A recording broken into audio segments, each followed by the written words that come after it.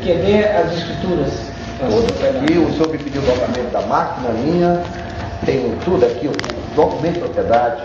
Mas a propriedade, a última... Eu sempre fazendo questão de dizer que o senhor achou que tinha alguma coisa aqui, ó, documento de trator que o senhor me pediu, notas fiscais de trator, entendeu? Vou lhe mostrar o memorial descritivo, calma aí que eu vou já chegar lá. Você queria um terreno aqui na cidade, não sei como.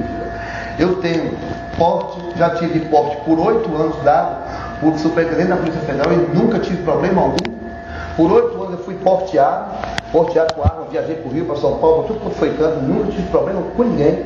Andei naquela propriedade, eu tenho um porte de rifle meu, eu não seria idiota, doutor, de um ponto de pegar, ter uma arma registrada, porteada, dentro da minha propriedade, eu estou com rifle. Aquilo foi montado, aquela arma eu peguei. Porque eles sabiam que não era para caçar ali. Já fui roubado, agora eu tenho um pacote desse tamanho.